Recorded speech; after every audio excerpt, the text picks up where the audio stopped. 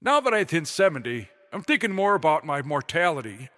In the back of my mind, I always knew the day would eventually come, but that day seemed far off into the future. It's like when I was a kid, coming out of Dr. Schroeder's office after having 3 cavities filled. 3 cavities? Yeah, that's right. I'm not proud of it, but you should know.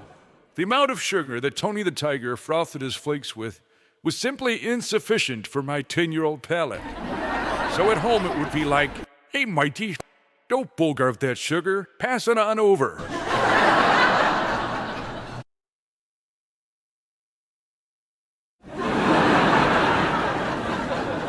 after a bowlful of that sweet smack, I'd slump back into my chair like a heroin addict who just mainlimed. But I paid a painful price for that sweet addiction, sipping Dr. Schroeder's chair every year. And after, standing at the receptionist's desk, massaging my jaw, I'd wince as my mother made my appointment for the following year. But then I'd think, a year? That's way off. Anything could happen between now and then. Like a band of Nazi hunters could swoop in, throw a black bag over Dr. Schroeder's head, and whisk him off to Nuremberg. Even as a kid, I had my suspicions about old Dr. Schroeder, especially when he would ask, "You want the gas?" And I go. And that appointment far off in the future is how I used to think about death. But it doesn't seem so far off anymore. Sure, I can live to be 100, but that's just 30 years from now. And the last 30 years have gone by a lot quicker than my first 30 years. And yeah, something might happen between now and then to intervene. Not a band of Nazi hunters, but they are working on some new gene therapies to extend life. But then I think, do I really want to live to be 125? Looking like this, at best, every year? A little bit slower, a little bit weaker? A new ailment that I never even heard of before? Recently I was diagnosed with dry eye. So now I gotta stop what I'm doing 3 times a day and put in eye drops. I tell my wife, "Just letting you know in advance, I won't be crying at your funeral.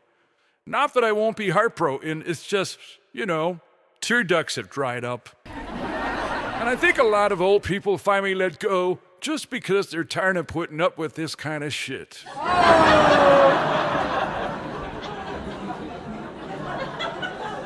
Now, no one was more afraid of dying than my mother. She was old school Catholic. No English services for her. We had to go out of our way to find a priest who would say the Mass in Latin. And the woman was as deaf as a post, so I'd say, "Ma, what difference does it make?" And she'd say, "Cake? Good idea, but not until after." My mom was deathly afraid of dying because she believed she'd have to spend more than a few years in purgatory. And it's not like she committed some great sin, though on a bad day she'd scream, "I'd like to send a half a dozen of you to Korea." Harsh, yeah, but that still left 5 of us, a manageable number. No, my mom believed she'd have to spend some time in hell's anti-room because some of her kids had gotten divorced. I have 4 siblings and got divorced, and after each one, my mom would sit down and tabulate just how much more punishment God was going to mete out. So purgatory, that word conjures up a lot of different images to us Catholics. If you're Catholic light, well then purgatory is a dark, damp, cold place. People in tatters, laying on the ground, screaming up at the ceiling.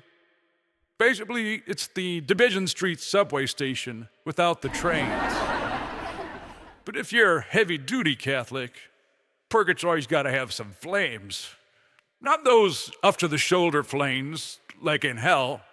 More mid-torso. Hot enough to let you know they're there, but not so high you couldn't read the newspaper if you held it up to your chest. So yeah, images of purgatory vary among us Catholics, but not for my mother.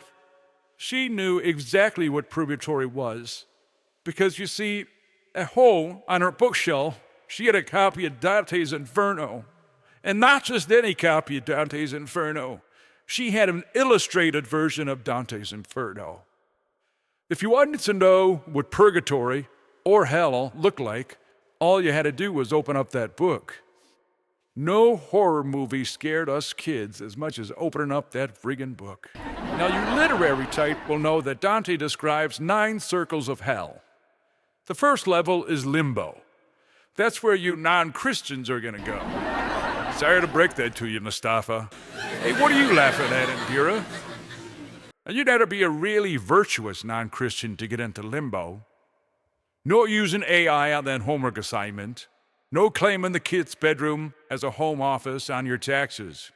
That kind of shit'll knock you down a level or 2. And the levels get continually worse until you get to level 9, which is hell. Which surprisingly, Dante describes as a frozen lake. So if you're living in northern Minnesota, I'm just saying. Now for my mom, each of the kids' divorces knocked her down another level in purgatory. 4 divorces, 4th level of purgatory. And what's the punishment on the 4th level? Well, just open up the illustrated version. What do you see? People breaking rocks. So for her last 20 years, my mother stayed awake nights, fearing that before morning the devil's henchman would come, drag her down to purgatory to break rocks. And there's no shortage of rocks in purgatory. You break a big pile of rocks, the devil just sends over the Teamsters with another truck full of rocks. You got any Teamsters in the audience? You got that to look forward to. And there's no lunch breaks in purgatory, no count time, no work from home option. You're breaking rocks 24/7. But through her 80s and 90s, as my mother lost her ability to drive, then her ability to go for a walk, and then even to have a decent bowel movement, as she struggled to get out of bed one morning, she looked to the heavens and said, "Screw this, give me the rocks." And off she went to the next world. And I think that's what happens to most old people. Hell, I'm already thinking along those lines. Every year, a little uglier, a little stupider. Even squirrels aren't afraid of me anymore. They come right up, piss on my shoes, stand back and taunt. What are you gonna do about it, old man? I mean, after a while, what's the point?